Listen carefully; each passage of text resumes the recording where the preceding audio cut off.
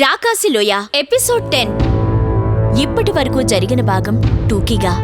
బిల్ల మార్గాన్ని కప్పేసిన పొగలో చిక్కుకున్న బ్రహ్మదండి మాంత్రికుడు తన శిష్యుణ్ణి బెదిరించి బయటపడేందుకు ప్రయత్నించాడు. కాని సాధ్యం కాలేదు. వాడు బిల్లంలో నుంచి బయటకు వచ్చి రాజగురువుకు చిక్కుకుపోయాడు. ఆయన వాణ్ణి కర్రకు వేలాడగట్టించి నగరానికి తీసుకుని రమ్మని భటులకు ఆజ్ఞ ఇచ్చాడు. ఆ తరువాత సేనానాయకుడు ముందుగా నగరంలోనికి పంపిన సైనికుడు తప్పెటలు వాయించే కొందరిని వెంట పెట్టుకుని నగరంలో చాటింపు వేయించాడు. చాటింపు వింటూనే జనం గుంపులు గుంపులుగా చేరి కేకలు పెడుతూ ఆనందోత్సవాలు ప్రారంభించారు. చాలా మంది బ్రహ్మదండి మాంత్రికుడిని చూసేందుకు నగర ద్వారం దగ్గరకు వెళ్లారు. ముందుగా ద్వారం దాటి నగరం ప్రవేశించిన వాడు రాజగురువు. ఆయన శక్తి సామర్థ్యాల వల్లనే మాంత్రికుడు పట్టుబడ్డాడన్న వార్త విన్న ప్రజలు ఆయనకు గొప్పగా స్వాగతమిచ్చారు. ఆయనకు చేతులెత్తి అందరూ జేజేలు పలికారు. కొద్దిసేపటి తరువాత సేనానాయకుడు అతనికి వెనుకగా కావడి బద్దుకు వేలాడుతున్న మాంత్రికుడితో సైనికులు నగర ద్వారం సమీపించారు. మాంత్రికుణ్ణి ఆ స్థితిలో చూసి ప్రజలు అవహేళన చేస్తూ పెద్ద గోల ప్రారంభించారు. కొందరు మాంత్రికుని సిగపట్టుకుని అటూ ఇటూ ఊపారు. మరికొందరు వాణ్ణి తిడుతూ కొట్టబోయారు. సేనానాయకుడు వాళ్లని వారిస్తూ, మాంత్రికుడికి ఎలాంటి హాని జరగకూడదు. ఇది మహారాజు గారి ఆజ్ఞ. వీడికి తెలిసిన ఒక రహస్యం వల్ల మన రాజ్యం సుభిక్షం కానున్నది. ప్రజలందరూ వెండి బంగారాల్లో మునిగి తేలవచ్చు అన్నాడు. బ్రహ్మదండి మాంత్రికుడు ప్రజలు చేసే కోలాహలం, వాళ్లనే ఈసడింపు మాటలు విని అవమానంతో భయంతో వణికిపోయాడు. రాకాసిలోయలో లభించనున్న సర్వ సంపదలతో రాజ్యాలే జయించాలనుకున్న బ్రహ్మదండి ఇప్పటి తన నీచ స్థితికి కళ్ల వెంట నీరు కాచసాగాడు. వాడు తనను చుట్టుముట్టి దుర్భాషలాడుతున్న ప్రజలతో, అయ్యలారా, నన్ను క్షమించండి, కరుణించండి. బుద్ధి గడ్డి తినడం వల్ల ఏవేవో పొరపాట్లు చేశాను. వింత జంతువు ఆకారం ధరించి అడవిలో నానా బీభత్సం చేసినవాడు, సేనానాయకుణ్ణి చంపినవాడు జయమల్లనే నా గాడిద మారి శిష్యుడు. నేను కాదు. చేతనైతే వాడి వెంట ఉన్న కేశవుడనే గొడ్ల కాపరిని పట్టుకోండి అంటూ బావురుమన్నాడు. బ్రహ్మదండి మాంత్రికుడు అన్న మాటలు విన్న ప్రజలు సైనికులను జయమల్లు గురించి, కేశవుడి గురించి అడిగారు. దానికి జవాబుగా సైనికులు ఆ ఇద్దరు కొండల్లో ఎక్కడో కనిపించకుండా దాక్కున్నారని చెప్పారు. ఆ వెంటనే కాస్త తెగింపు, కొండంత ఉత్సాహము గల కొందరు యువకులు కర్రలు, ఈటెలు తీసుకుని అడవికేసి పరిగెత్తారు. కేశవుడు, జయమల్లు, అతని ముసలి తండ్రి కొండల్లోని ఏనుగుల కొలను దాటి అవతల ఉన్న అరణ్యం చేరారు. చెట్టు కొమ్మల్లో ఉండి బ్రహ్మపురి నగరానికేసి చూస్తున్న కేశవుడికి కొందరు మనుషులు జట్లు జట్లుగా అడవిదారుల వెంట బయలుదేరి కొండకేసి రావడం కనిపించింది. తమ కోసం కొండంతా గాలించిన బ్రహ్మపుర సైనికులు తలలు వాల్చుకుని కొండ దిగి నగరం కేసి పోతున్నారు. నగరం నుంచి వచ్చే వాళ్ల చేతుల్లో ఉన్న కర్రలు, ఈటెలు చూస్తూనే కేశవుడు తమకు వాళ్ల నుంచి ప్రమాదం రానున్నదని గ్రహించాడు. ఆ వెంటనే అతడు చెట్టు దిగి వచ్చి తన తండ్రికి, జయమల్లుకు రానున్న ఆపదను గురించి చెప్పాడు. జయమల్లు, ముసలివాడు కూడా చెట్టు ఎక్కి చూశారు. వాళ్లకు కూడా నగరం వైపు నుంచి వస్తున్న యువకులు కనిపించారు. ఆ ఇద్దరు చెట్టు దిగి వచ్చారు. జయమల్లు కేశవుడితో, సైనికుల కన్నా ఈ వచ్చేవాళ్లు ఎక్కువ ప్రమాదకారులు. వీళ్లు వందల సంఖ్యలో వస్తున్నారు కనుక వాళ్లు మొత్తం కొండను, చుట్టూ ఉన్న అరణ్యాన్ని చుట్టుముట్టవచ్చు. అలా జరిగితే మనం చిక్కుల్లో పడిపోతాం. ఇప్పుడు అరణ్యం లోపలి భాగానికి పారిపోయేందుకు కూడా మనకు ఎంతో సమయం లేదు అని అన్నాడు. కేశవుడికి, ముసలివాడికి కూడా అలాగే అనిపించింది. తాము బ్రహ్మపుర వాసులకు చిక్కితే నానా కష్టాల పాలు కావలసి వస్తుంది. రాజభటులకు చిక్కిపోయిన బ్రహ్మదండి మాంత్రికుడు తమ మీద పగబట్టి ఉన్నాడు. హఠాత్తుగా ముసలివాడికి ఒక ఉపాయం తోచింది. అతడు కేశవుడితో, జయమల్లుతోనూ ఇలా అన్నాడు. నన్ను ఏదైనా అడవి తీగలు తెచ్చి కాళ్ళు చేతులు కట్టి ఆ కనబడే రాతి మీద పడుకోపెట్టండి. మీరు వెంటనే బాగా అరణ్యం లోపలికి పారిపోండి. మన కోసం వెతకడానికి వస్తున్న వాళ్లకు మీరు దొరకకుండా నేను చూస్తాను అని అన్నాడు. ఇందుకు కేశవుడు ఒప్పుకోలేదు. జయమల్లు కూడా అభ్యంతరం చెప్పాడు. రాజగురువు ఇంతకు ముందు ముసలివాణ్ణి చూసి ఉన్నాడు కనుక బ్రహ్మదండి శిష్యులు పారిపోయేందుకు సహాయపడ్డాడన్న కారణం చెప్పి అతణ్ణి శిక్షించగలడని వాళ్లు నమ్మారు. కాని ముసలివాడు పట్టుపట్టాడు. ముగ్గురు శత్రువులకి దొరికిపోయే కన్నా కనీసం ఇద్దరైనా సురక్షితంగా ఉండడం మేలు కదా అన్నాడు. నన్ను మీ ఇద్దరూ పట్టుకుని కాళ్ళు చేతులు కట్టి పడేసి పారిపోయారని చేస్తానని చెప్తాను. ముసలివాణ్ణి నా మాట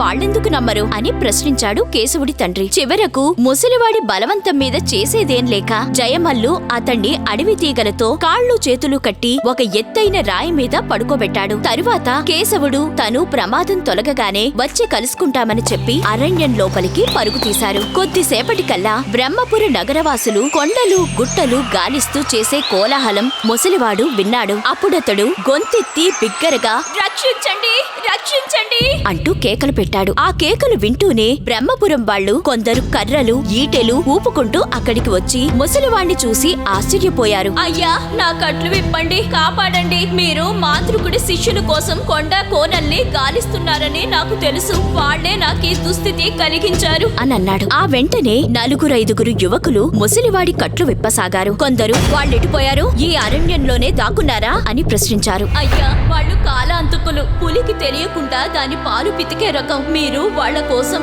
అరణ్యాలన్నీ గాలిస్తారని గ్రహించి బిచ్చగాళ్లలాగా వేషాలు మార్చుకుని బ్రహ్మపురం కేసే పరిగెత్తారు అన్నాడు ముసలివాడు. అక్కడ చేరిన వాళ్లంతా ఔరా అని ముక్కు మీద వేళ్లు వేసుకున్నారు. వాళ్లలో బాగా తెలివిగలవాణ్ణనుకునే ఒకడు, భలే మోసం, మనం వాళ్ల కోసం ఎక్కడైతే వెతకమో అక్కడికే వెళ్లారన్నమాట.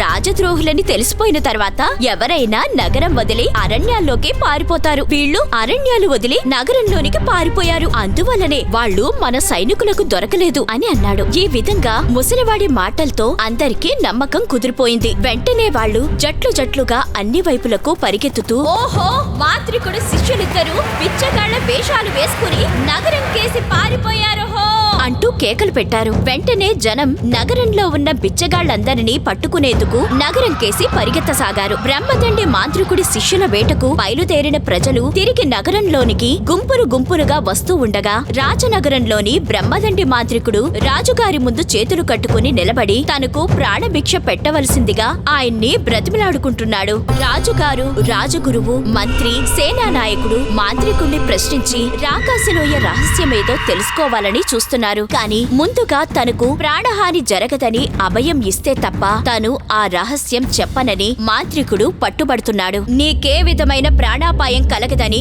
రాజుగారి తరపున నేను అభయం ఇస్తున్నాను అన్నాడు రాజగురువు. రాజు అంగీకార సూచకంగా తలాడించాడు. రాకాసిలోయలో ఏవో అపూర్వ ధనరాశులున్నాయని నువ్వు చెప్పిన మాట నిజమా? నిజమైతే అందుకు రుజువేమి చూపిస్తావు అని అడిగాడు రాజగురువు మాంత్రికుణ్ణి. రుజువా?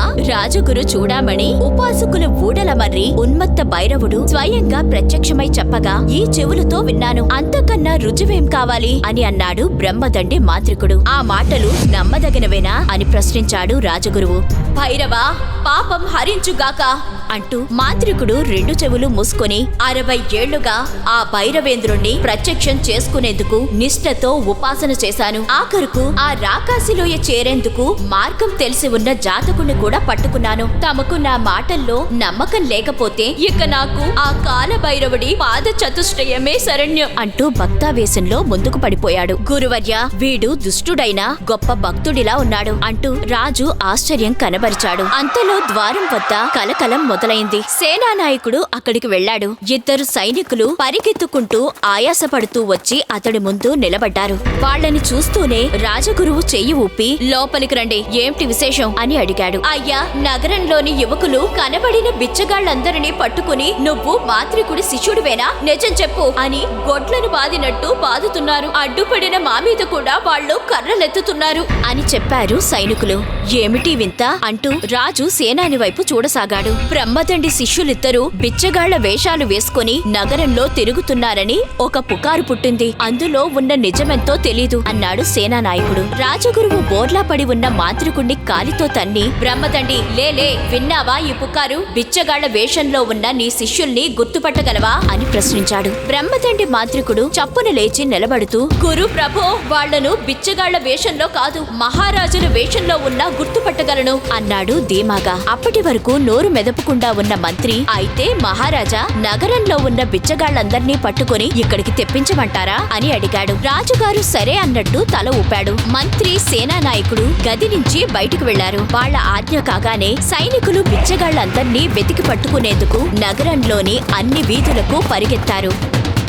ఈ కథ యొక్క తర్వాతి భాగాలు వినాలి అనుకుంటే మా ఛానల్ ని సబ్స్క్రైబ్ చేయండి, పక్కనే ఉన్న బెల్ ఐకాన్ ని ప్రెస్ చేయండి. ఇప్పటి వరకు విన్న కథ మీకు నచ్చినట్లయితే మా ఛానల్ ని లైక్ చేయండి, మీ అభిప్రాయాలు తెలపాలనుకుంటే కామెంట్ చేయండి, తప్పకుండా మీ ఫ్రెండ్స్ కి షేర్ చేయండి.